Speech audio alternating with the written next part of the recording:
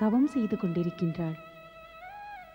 இதனால் கவலை வரும் தானே தேவரிஷி? ஆம், கவலை வரும்தான். ஆனால் அது தேவையும் இல்லை. நாராயண நாராயண. தேவையில்லையா? ஆம் மகாராணி, தாங்கள் தங்களுடைய மகள் விஷயத்தில் சிறிதளவும் கவலைப்பட தேவையில்லை. அவள் மிகவும் முழுமையானவள். அவள் இப்பொழுது சிவமகிமா விரதம் இருக்கின்றாள். அது முழுமையடைந்தவுடன் மனம் விரும்பிய பலன் அவளுக்கு கிடைக்கும். அதாவது பார்வதியின் தவம் நிறைவேறிவிடுமா? நிச்சயம் நிறைவேறும்.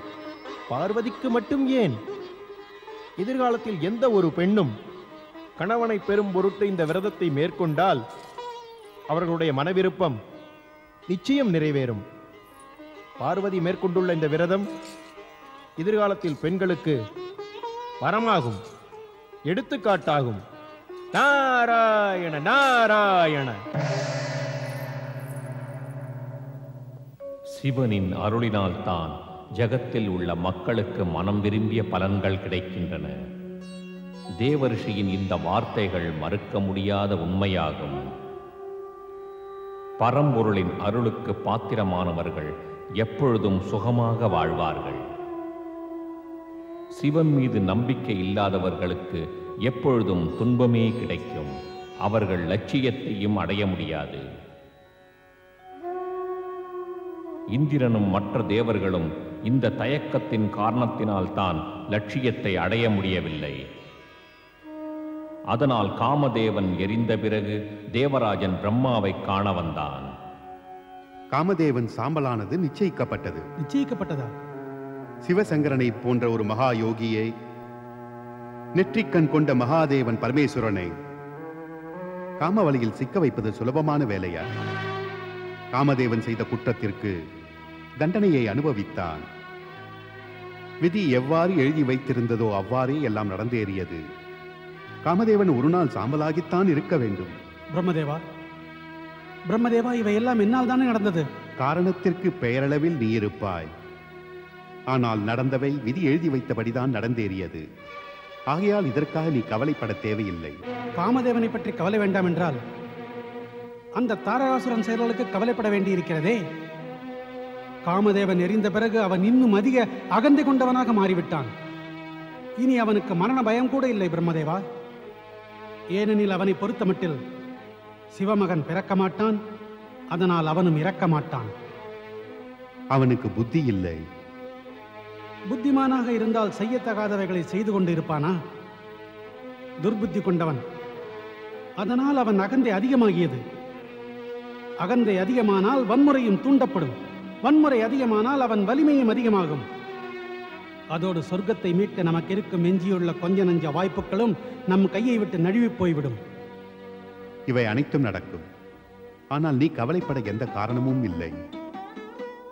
நீ சொன்னது அனைத்தும் தாரகாசுரன் எதிர்காலத்தில் செய்யப்போகும் வன்முறை செயல்கள். ஆனால் விதி என்ன எழுதி வைத்திருக்கிறது என்பதை பற்றி உனக்கு தெரியவில்லை. ஆம் பிரம்மதேவா, அது எனக்கு தெரியாது. பிறகு அமைதியாயிரு. இந்நேரத்தில் ஒன்றுதான் உனக்கு கூற முடியும்.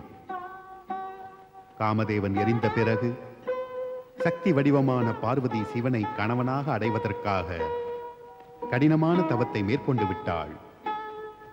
இது எங்களுக்கான நற்செய்தி அல்லவா? ஆனால் தாரகாசுரனுக்கு கெட்ட செய்தி. நான் பலமுறை கூறியுள்ளேன், தவம் வீணாகிவிடாது. ஆனால் அதன் பலன் காலம் தாழ்ந்தாலும் நிச்சயம் கிட்டும். இருந்தும் இன்னும் என்ன?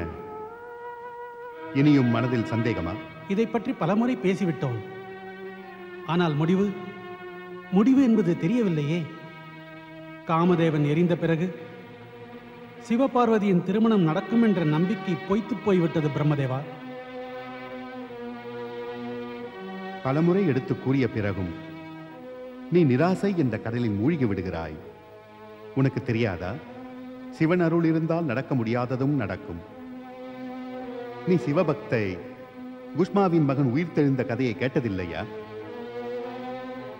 சிவனின் அருளினால் இறந்த குழந்தை உயிர்த்தெழுந்த போது உன்னுடைய மன விருப்பம் ஏன் நிறைவேறாது தேவராஜா? பிரம்மதேவா, இந்த குஷ்மா யார்? அவளுடைய குழந்தையின் கதை என்ன? சுதர்மா என்ற அந்தணர் இருந்தார், குழந்தை இல்லாதவர். அவர் மனைவி சுதேகா. அவர்கள் இருவரும் குழந்தை இல்லாததால் வருந்தினர். அவர்களுக்கு குழந்தை பிறக்கும் என்று தீவிரமாக அவள் நம்பினாள். ஒரு நாள் ஜோதிடர் ஒருவர் அழைத்து வரப்பட்டார். வாருங்கள், தாங்களின் அழைப்பை ஏற்றுக்கொண்டதற்கு நன்றி. சுதேகா, சற்று வெளியில் வந்து பார், யார் வந்திருக்கிறார்கள் என்று. அங்கிருந்தே கூறுங்கள், யார் வந்திருக்கிறார்கள்? இல்லை சுதேகா, இல்லை. இந்த மகான் ஜோதிடரை காண நீ வெளியில் வந்துதான் ஆக வேண்டும். உன் எதிர்காலத்தை பற்றி கேட்க அழைத்து வந்திருக்கிறேன். உடனே கூறிவிடுவார். உனது மகன் இந்த இடத்தில் எப்பொழுது ஓடி விளையாடுவான் என்று. வெளியில் வா.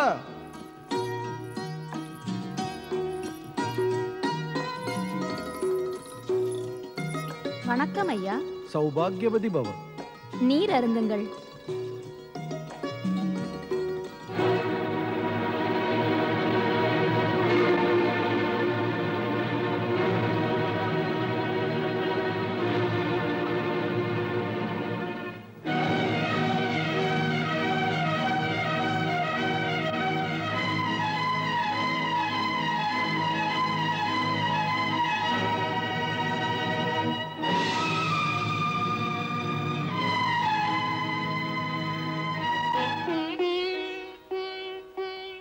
நான் சௌபாகியவதி தான் ஐயா. எனது கைரேகைகளை பார்த்து கூறுங்கள், எனக்கு எப்பொழுது மகன் பிறப்பான்?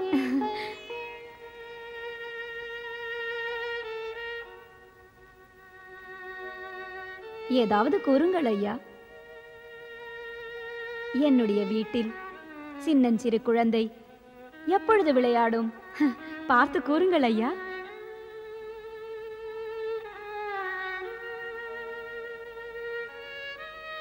கேள் சுதர்மா, நாம் எவ்வாறு இனிப்பை சாப்பிடுகிறோமோ அதே போல் கசப்பான உணவையும் சாப்பிட கற்றுக்கொள்ள வேண்டும்.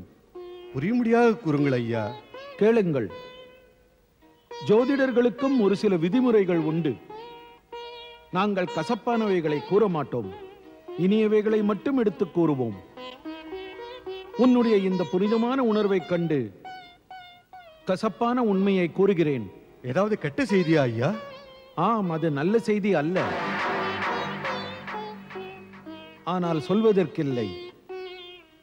ஏனென்றால் அவர்கள் துன்புறக்கூடாது என்பதற்காகத்தான். உன்னை இருளில் வைக்கவும் விரும்பவில்லை. ஆகையால் தான் கூறுகிறேன். உனது மனைவியின் முகமும் கைரேகையும் தெளிவாக கூறுகின்றன. ஏதோ ஒரு தவறு நடக்கப் போகிறது. இவள் அன்னையாக முடியாது.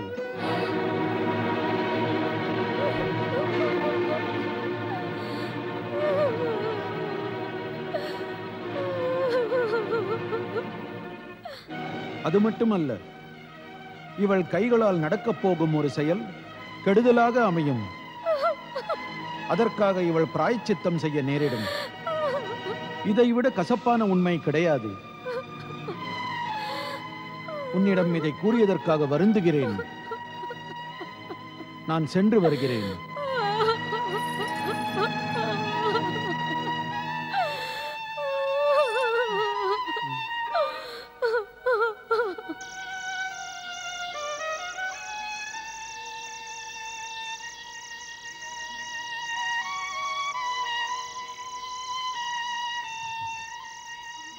உனது மனைவியின் முகமும் கைரேகையும் தெளிவாக கூறுகின்றன.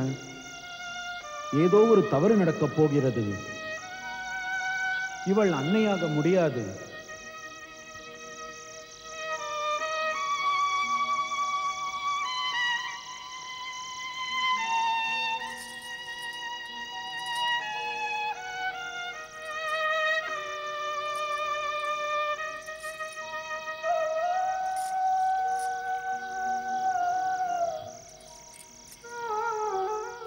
சுவாமி, சுவாமி,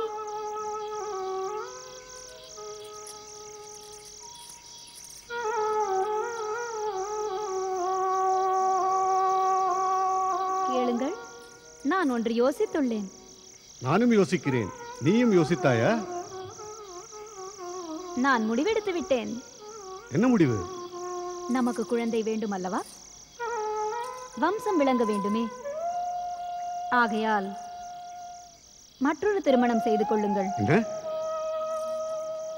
என்ன கூறினாய்? நான் மற்றொரு திருமணம் செய்து கொள்ளவா? இந்த வீட்டில் இரண்டாம் தாரமா? இல்லை, நிச்சயம் இல்லை. இது நடக்காது. இதை கனவில் கூட நினைத்து பார்க்க முடியாது. பிறகு நமக்கு குழந்தை பிறக்காதா? நமது வம்சம் இத்துடன் முடிந்து விடுமா? சிறிது யோசியுங்கள். நமது சிதைக்கு யார் தீ மூட்டுவார்? சுதேகா, இவ்வாறெல்லாம் பேசி மனம் கலங்காதே. நான் மனம் கலங்கவில்லை, உண்மையைத்தானே இப்பொழுது கூறினேன். தாங்களே கூறுங்கள், நமக்கு பிறகு நம் பெயரை கூற யார் உள்ளார்கள்? யாரும் இருக்க மாட்டார்கள். இருந்தாலும் மற்றொரு திருமணம் வேண்டாம். ஏன் வேண்டாம்? தாங்கள் செய்து கொள்ளுங்கள். சரி, ஒன்று கூறுங்கள். இந்த உலகில் எந்த ஆண் பெண்ணுக்கு குழந்தை செல்வத்தில் விருப்பமில்லை? குழந்தை செல்வத்தை அடைய வேண்டும். ஆனால் நான்... பிறகு ஏன் இந்த தயக்கம், இந்த தாமதம் ஏன்? எனது தங்கையின் மகன் எனது மகன் போலத்தானே? நீ குஷ்மாவை பற்றி கூறுகிறாயா? ஆம், எனது தங்கையை திருமணம் செய்து கொள்ளுங்கள். அவளை நான் மறுதாரமாக நடத்த மாட்டேன். அவள் எனது தங்கை அல்லவா? அவளது மகனும் எனது மகன்தானே? சரி சுதேகா, நீ எனது சொல்லையும் கேள். நான் கேட்பதற்கு அல்ல, கூற வந்திருக்கிறேன். கூறுங்கள். ஆனால் கூறுவதற்கு முன் ஒன்றை தெரிந்து கொள்ளுங்கள். நான் எனது யோசனையை நிறைவேற்றியே தீருவேன். ஆம், குஷ்மா பரமசிவ பக்தை. நான் நாளையே அவளிடம் செல்கிறேன். பெண்ணானவள் தியாகம், தைரியம், பாசம், அன்பு இவைகள் கொண்ட வடிவமாவாள். அதுவே அவளுக்கு ஆபரணமும் ஆகும். இந்த குணத்தினால் மட்டும்தான் பல பல யுகங்களாக பாசம், சிநேகம் இவைகள் அவளுக்கு மகிழ்ச்சியை கொடுத்து கொண்டிருக்கின்றன. பெண்களுக்கு கிடைத்த இந்த நற்குணங்கள் சிவனுடைய அருளினால் தான் கிடைக்கின்றன. இந்த ஜகத்தில் எல்லா நேரத்திலும் எல்லா இடத்திலும் நடந்து வரும் செயல்கள் அனைத்தும் பரம்பொருள் சிவனின் ஆணைப்படிதான் நடக்கிறது என்று கூறினாலும் அது மிகையான வார்த்தைகள் ஆகாது.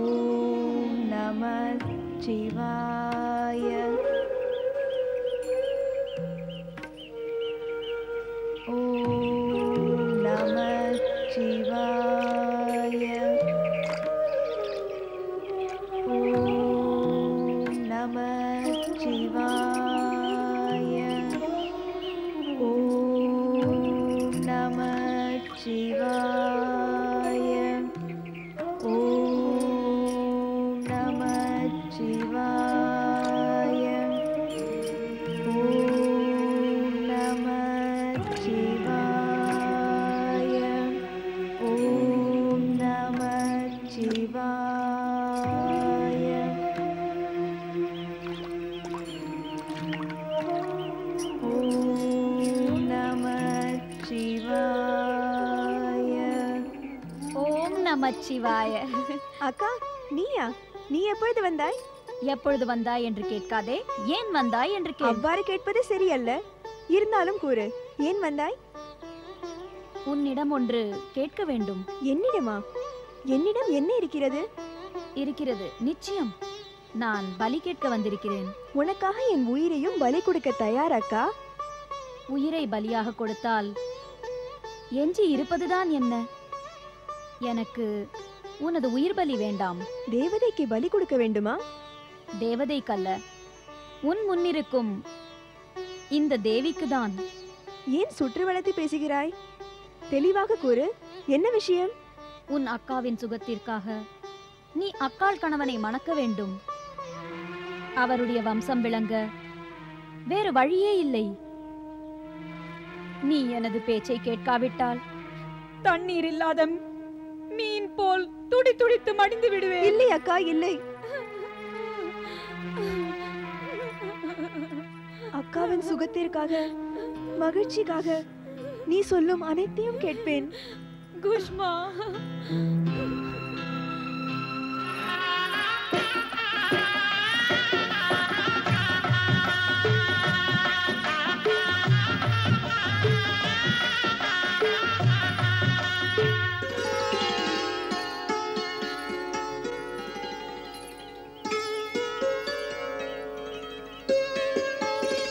என்னை ஆசீர்வதி அக்கா. நான் உன்னுடைய ஆசையை நிறைவேற்ற வேண்டும்.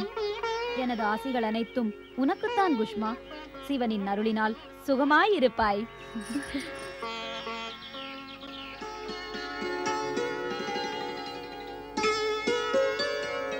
ஓம் நமः சிவாய.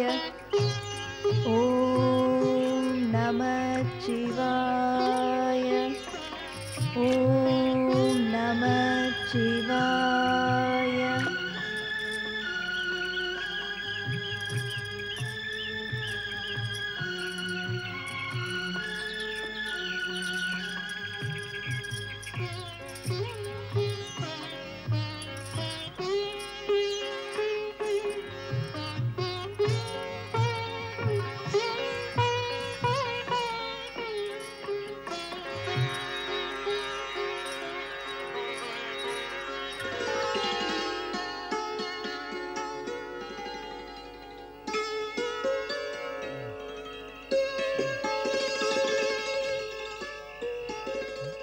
புஷ்பா,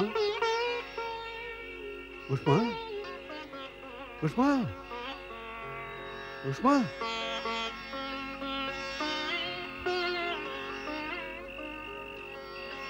புஷ்பா. ஓம் நமः சிவாய. ஓம் நமः சிவாய. ஓம் நமः சிவாய. ஓம் நமः சிவாய. ஓம் நமः சிவாய. ஓம் நமः சிவாய. என் இறைவா, நான் மட்டும் உன்னை நல்ல மனதுடன் பூஜையும் அர்ச்சனையும் செய்திருந்தால் எனக்காக என் நாதனின் கனவை நிறைவேற்றுங்கள் இறைவா.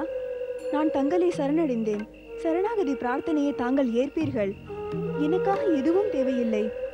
எனது கணவன், என் தமக்கை, இவர்கள் விருப்பம் நிறைவேறியாக வேண்டும். அதை நிறைவேற்றுங்கள் பிரபு. குஷ்மா, உன்னை மனைவியாக அடைந்ததில் நான் பெருமை அடைகிறேன். சுவாமி, தாங்களா? ஆம் குஷ்மா, முதலில் நான் பயந்திருந்தேன். சுதேகா அவனிடம் எப்படி நடப்பாளோ என்று. ஆனால் நீ சாட்சாத் தேவி. உன் வார்த்தைகளால் நம்பிக்கை பிறந்தது. என் குடும்பத்தின் எதிர்காலம் ஒளிமயமானது. தங்களது தாசியை இவ்வாறு புகழாதீர்கள். நீ அதற்கு தகுதியுள்ளவள் குஷ்மா.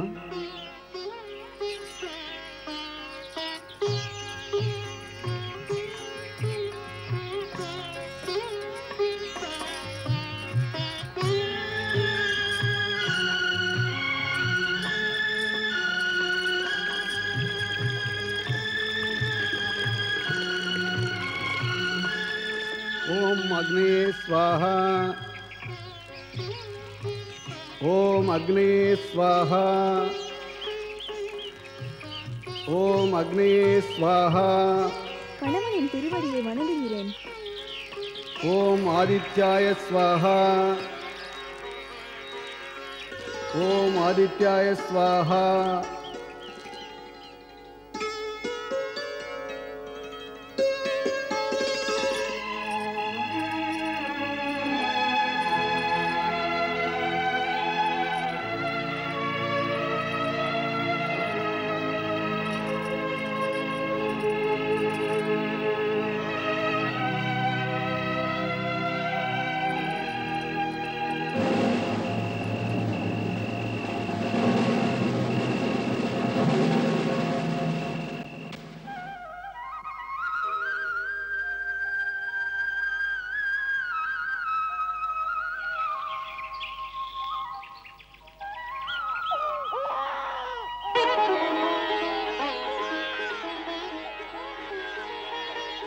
ஆண் குழந்தையா பெண் குழந்தையா?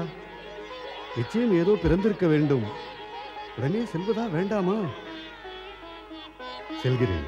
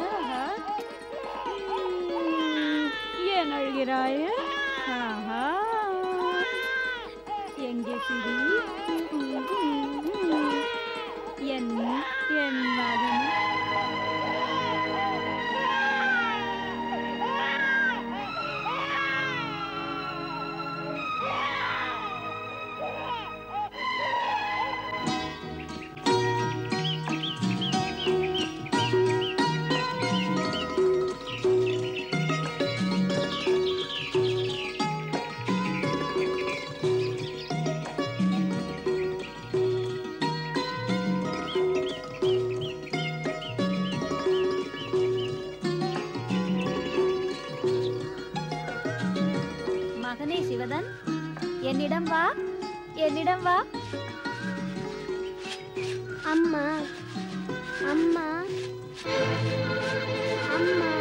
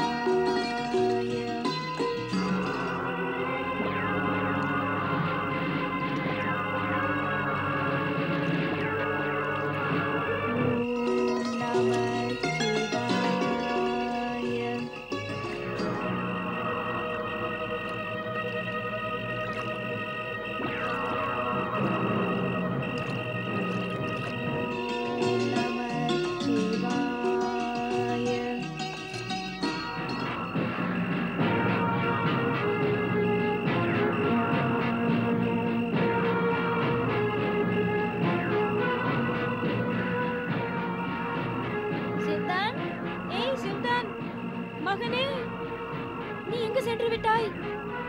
குஷ்மா, குஷ்மா, குஷ்மா, நீ எங்கே? என்ன சுதேகா? சிவதன் இல்லை. எங்கு சென்று விட்டான்? எங்கு சென்று இருக்க முடியும்? எனக்கு தெரியவில்லை. எங்கு சென்று விட்டான்? எனது குழந்தையை தேடுங்கள். அழாதே, நான் தேடுகிறேன். சிவதன், சிவதன்.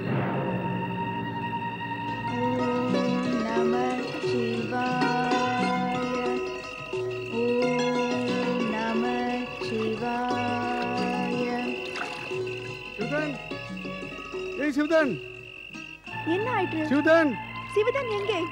எங்கு சென்றான் என்று தெரியவில்லை. வீட்டிலும் இல்லை, வெளியிலும் இல்லை, அக்கம் பக்கத்திலும் இல்லை. எங்கு சென்றான் என்று தெரியவில்லை. எங்கு சென்றிருப்பான்? வாருங்கள் தேடலாம்.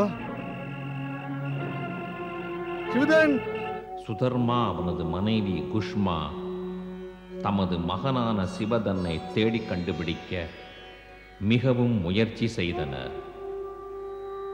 ஆனால் அந்த முயற்சி எப்படி வெற்றியடையும்? அந்த சிவதன் அவர்களுக்கு எவ்வாறு கிடைப்பான்? அவன்தான் சுதேகாவின் பொறாமை, வஞ்சம், கோபத்திற்கு பலியாகிவிட்டானே. மாற்றான் தாயான சுதேகா அவனை ஜலசமாதியாக்கிவிட்டாள். சுதர்மா மற்றும் குஷ்மா அவனை தேடி தேடி களைத்து விட்டார்கள். எங்கே சிவதன்? சிவதன், நான் எங்கே தேடுவேன்? சிவதன், எங்கு சென்று விட்டாயப்பா?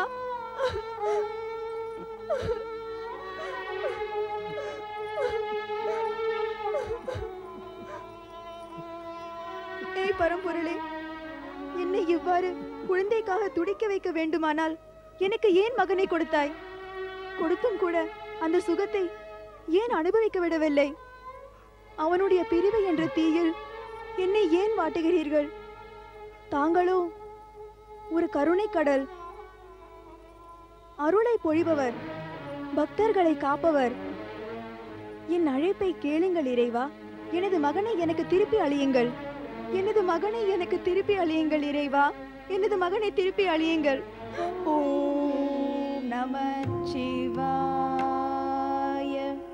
ஓம் நமச்சிவாய. ஓம் நமச்சிவாய.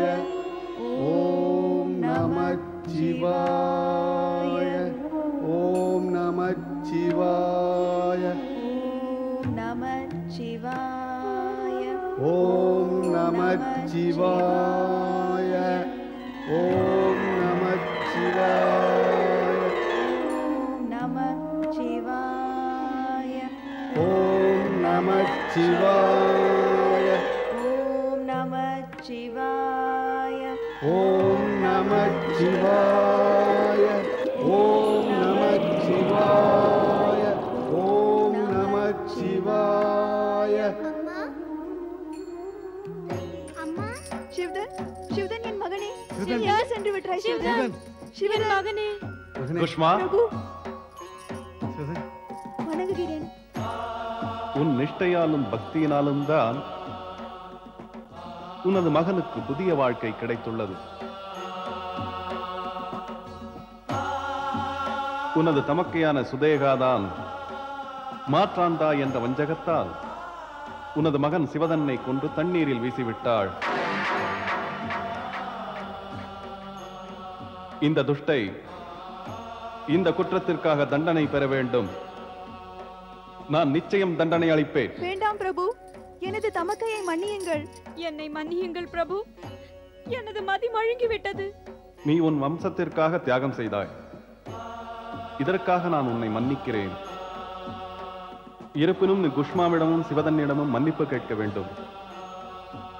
அவர்கள்தான் மன்னிக்க வேண்டும். குஷ்மா, உனது தவத்தினாலும் பக்தினாலும் நான் மிகவும் மகிழ்ந்தேன். நீ வரம் பெற தகுதியானவள். கேள், என்ன வரம் தேவை? இறைவா, தாங்கள் என்னால் மகிழ்ந்தால் என் தவத்திற்காக, ஜனங்களின் நன்மைக்காக தாங்கள் இங்கு ஜோதிர்லிங்க வடிவத்தில் எப்பொழுதும் அமர்ந்திருக்க வேண்டும். அப்படியே ஆகட்டும்.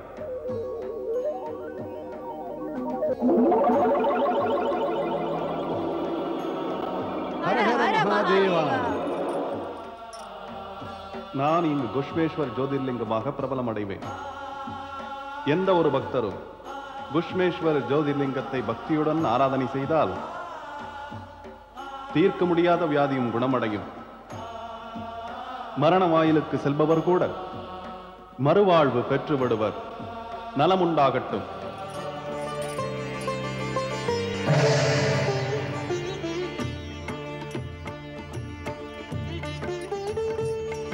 தேவாதி தேவன் இறைவன் குஷ்மேஸ்வரன். வாழ்க!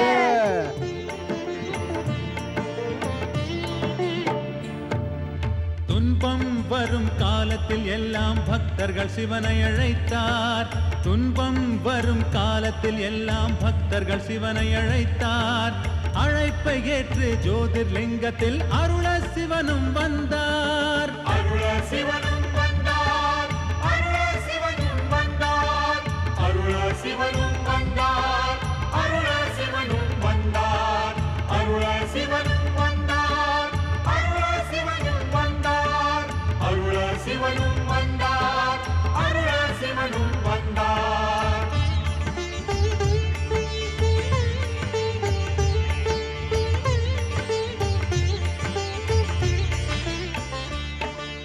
தேவகிரி மலையின் அருகில் சுதர்மா என்ற அந்தணர் வசித்தார். மனைவிகள் சுதேகா குஷ்மாவுடன் சிவனை பூஜை செய்தார். குஷ்மா மட்டும் சிவனின் அருளினால் அழகிய குழந்தைக்கு தாய் ஆனாள். குழந்தை இல்லாத சுதேகா தவித்தாள். இதனால் கோபம் கொண்டாள். குஷ்மா குழந்தையை சுதேகா கொன்று ஆற்றில் தூக்கி எறிந்து விட்டாள். குஷ்மாவிற்காக சிவனும் தோன்றி குஷ்மேஸ்வர் எனும் பேர் கொண்டார். மனம் திருந்திய சுதேகாவை சிவனும் மன்னித்து அருளினார். குஷ்மேஸ்வரரை வழிபடும் மக்கள் புத்திர பாக்கியத்தை பெற்றிடுவார். குஷ்மேஸ்வரனே போற்றி. குஷ்மேஸ்வரனே போற்றி. குஷ்மேஸ்வரனே போற்றி. குஷ்மேஸ்வரனே போற்றி. குஷ்மேஸ்வரனே போற்றி. குஷ்மேஸ்வரனே போற்றி. குஷ்மேஸ்வரனே போற்றி. குஷ்மேஸ்வரனே போற்றி. எவ்வாறு சிவபக்தியினால் குஷ்மாவிற்கு மனம் விரும்பிய பலன் கிடைத்ததோ அதேபோல் பார்வதிக்கும் தேவர்களுக்கும் சிவபக்தி மற்றும் ஆராதனையால் மனம் விரும்பிய பலன் கிடைக்கும்.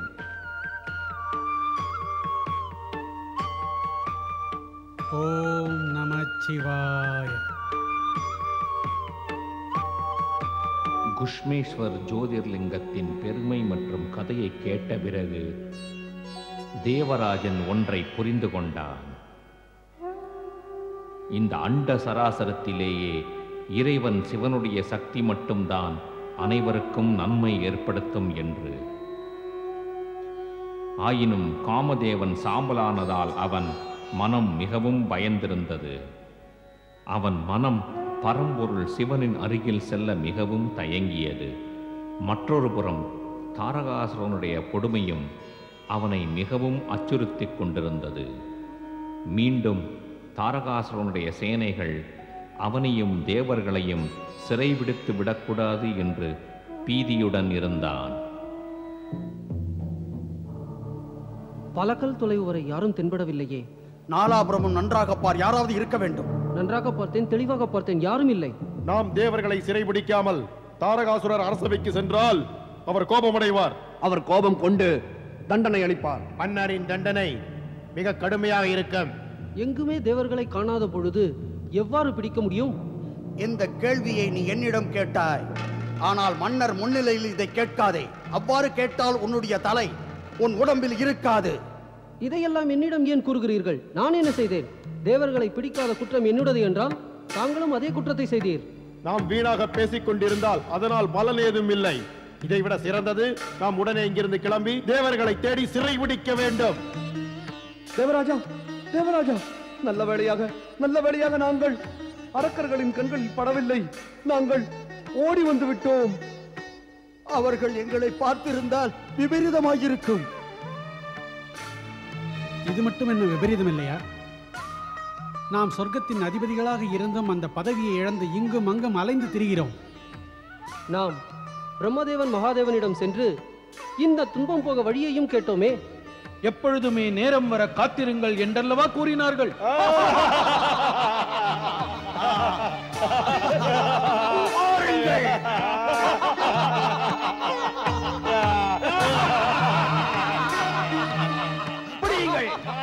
செல்லுங்கள்.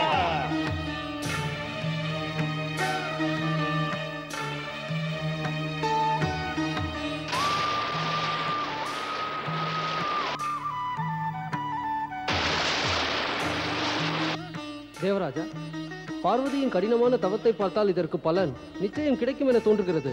அக்னி தேவா, தேவி பார்வதியின் ஆராதனை நிச்சயம் பலனளிக்கும்.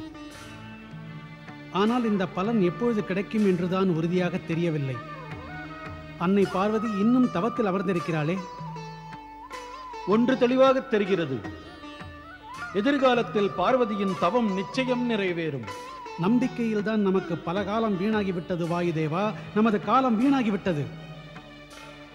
உறுதியான முடிவுக்கு காத்திருக்க இனிமேல் எனக்கு சக்தி இல்லை. தாரகாசுரன் செய்யும் கொடுமைகளிலிருந்து நாம் விடுபடும் வரை எல்லாமே வீண்தான், வீண்தான். நாராயண நாராயண. தேவராஜா, நீ நிராசையை பிடித்து விட்டாயா அல்லது நிராசை உன்னை பிடித்து விட்டதா? இப்பொழுது உன்னுடைய நிராசை அதிகமாகிவிட்டது. நிலைமை எவ்வாறு இருக்கிறது தேவரிஷி? இல்லை என்றால் நிராசை அடைய மாட்டேன். பிரம்மதேவன் தான் உன்னிடம் தெளிவாக கூறிவிட்டாரே பார்வதியின் தவம் நிறைவேறும் என்று. பிறகு ஏன் வீணாக கவலை கொள்கிறாய்? எப்பொழுது தேவரிஷி, எப்பொழுது? சங்கரனின் தியானம் கலைவதே இல்லை. தேவி பார்வதி பல காலமாக தவம் செய்கிறாள். நாராயண நாராயண. தேவராஜா, இது பக்தர்களுக்கு சோதனை காலம். இதில் இறைவன் சோதிக்கிறார், தேவி பார்வதி சோதனைக்கு உள்ளாகிறாள். சந்தேகம் இல்லாமல் கடுமையான சோதனைதான். கடுமையான சோதனை நடக்கிறது. ஆனால் இந்த சோதனைக்கு ஆளானவர் வெற்றி பெற்றால் பல பல சிறந்த பலன்களை பெறுவார். இனி நாங்கள் என்ன செய்வது? என்ன செய்வதா? பிரார்த்தனை செய்வதை தவிர வேறு என்னதான் செய்ய முடியும்? நாராயண நாராயண. பிரார்த்தனையா தேவரிஷி? எதற்கு செய்வது? யாருக்காக செய்வது? இதையும் நான் தான் கூற வேண்டுமா? தேவராஜா, உன்னுடைய மனதில் நிராசை ஆழமாக படிந்து விட்டது. நன்றாக யோசித்துப்பார். சோதிப்பவர் சோதனையை தந்தால் அவரும் அவரை சேர்ந்தவரும் அந்த இறைவனிடத்தில் பிரார்த்தனை செய்ய வேண்டாமா? அதன் பலனுக்காக இறைவனிடத்தில் வேண்டிக் கொள்ள தேவையில்லையா? பார்வதியின் தவம் வெற்றியடைவதில் தான் நமது நன்மை இருக்கின்றது. நாம் அவளுடைய கடுமையான தவம் வெற்றியடைய பிரார்த்தனை செய்ய வேண்டாமா? தேவராஜா, செல், சிவனிடம் பிரார்த்தனை செய். இல்லை தேவரிஷி, இல்லை. நான் சிவனின் அருகில் செல்ல விரும்பவில்லை. காமதேவன் தகனத்தில் சிவனின் கோபத்தை கண்ட பிறகு அந்த பயத்தினால் எனக்கு அவர் அருகில் செல்லக்கூட மிகவும் தயக்கமாக இருக்கிறது தேவரிஷி. நாராயண நாராயண.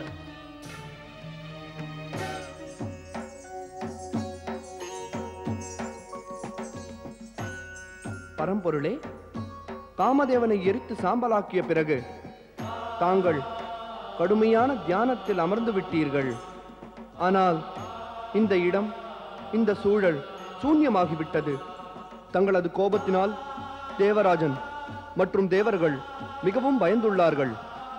அது மட்டுமல்ல, தேவி பார்வதி தினமும் பூஜை செய்ய வந்து கொண்டிருந்தாள். இப்பொழுது வருவதில்லை. இனி பூஜை செய்யும் செயலை நான் தான் செய்து வருகிறேன். தங்களுக்கோ தனிமை கிடைத்து விட்டது.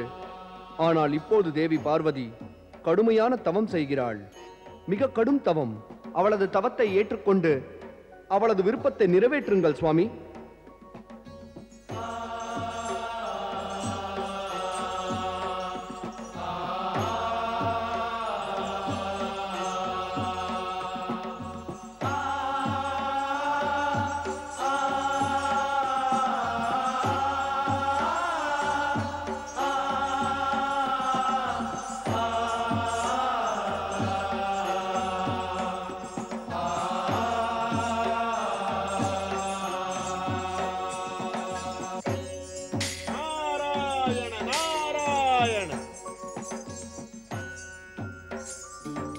தேவரிஷி, எனது வணக்கத்தை ஏற்றுக்கொள்ளுங்கள். நலமுண்டாகட்டும். என்ன நந்தி, எல்லாம் நலம்தானே? என்னவென்று கூறுவது? நடப்பதை மட்டும் கூறு நந்தி. எல்லாமே நலம் என்று கூறினால் அது உண்மை அல்ல. எல்லாமே நலம் அல்ல என்று கூறினாலும் அதுவும் சரியல்லவே. பிறகு உண்மைதான் என்ன நந்தி? பரமசிவன் தனிமையில் அமர்ந்து விட்டதால் எல்லாமே சுகமாக தெரிகிறது. ஆனால் பழம்பொருளின் தியானம் ஆழ்ந்து இருக்கிறது. தேவி பார்வதியின் தவமும் கடுமையாக உள்ளது. தேவராஜனின் சோதனை நீண்டு கொண்டே போகிறது. ஆகையால் தான் எதுவுமே சரியில்லை என்று நான் கூறினேன். நந்தி, நீ ஒரு பெரிய ஞானியைப் போலல்லவா பேசுகிறாய்? நாராயண நாராயண. நான் தங்களை போன்ற முனிவர்களின் திருவாக்கை கேட்கிறேன் அல்லவா? அதன் பாதிப்புத்தான் தேவரிஷி. நன்று, மிகவும் நன்று. நந்தி, நீ ஞானி மட்டுமல்ல, வாக்குவாதத்திலும் சிறந்து விட்டாய். சரி, ஒன்று கூறு. இறைவன் பரமேஸ்வரனின் தியானம் எப்பொழுது கலையும்? இந்த கேள்விக்கு பதிலை அந்த இறைவனாலேயே கூற முடியாது. என்னால் எவ்வாறு கூற முடியும்? தாங்களே சென்று கேளுங்களேன். சரி, நீ என்னை அவரிடம் மாட்டிவிட பார்க்கிறாயா? இல்லை தேவரிஷி, இல்லை. ஏன் இவ்வாறு யோசிக்கிறீர்கள்? யோசிக்க வேண்டும் நந்தி, யோசிக்க வேண்டும். எப்பொழுது பரம்பொருளானவர் காமதேவனை எரித்தாரோ அப்பொழுதிலிருந்து நான் யோசிக்கிறேன். இவையெல்லாம் எப்பொழுது தெரியும்? யாருக்கு தெரியும்? இறைவன் சிவனுடைய தியானம் எப்பொழுது கலையும்? தேவி பார்வதியின் தவம் எப்பொழுது நிறைவேறும்? இந்த கேள்விகளுக்கான விடையை ஒன்று பகவான் ஸ்ரீஹரி விஷ்ணு அளிக்க முடியும், இல்லை என்றால் என் தந்தை பிரம்மதேவன். நாராயண நாராயண.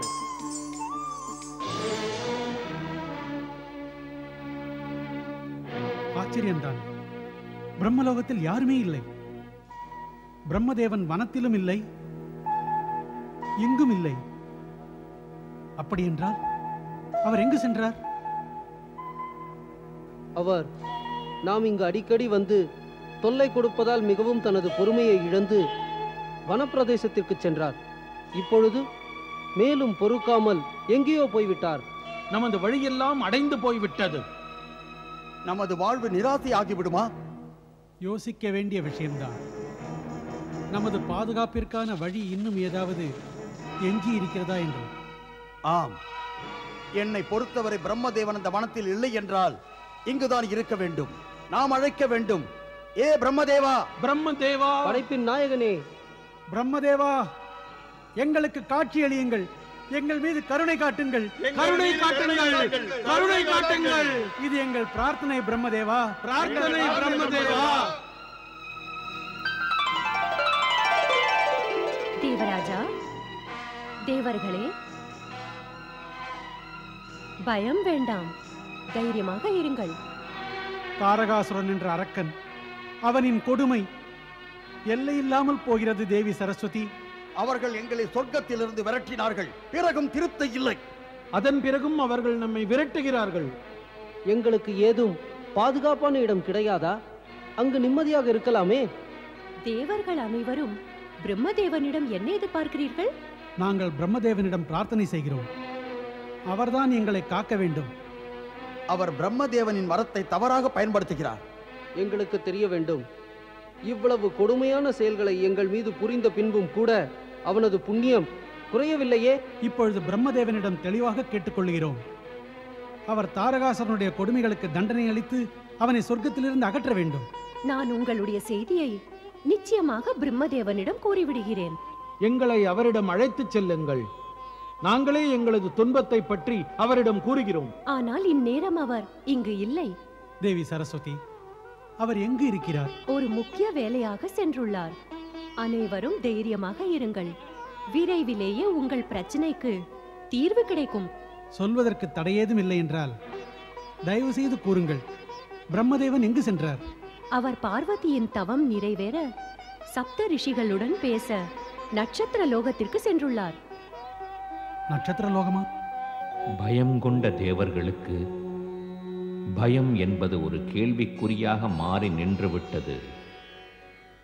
அந்த கேள்விக்குறி ஒரு மாபெரும் பிரச்சனையாக அவர்கள் முன் உருவெடுத்தது. அவர்கள் எப்பொழுது தாரகாசுரன் கொடுமைகளிலிருந்து விடுதலை கிடைக்கும் என்று யோசித்துக் கொண்டிருந்தனர்.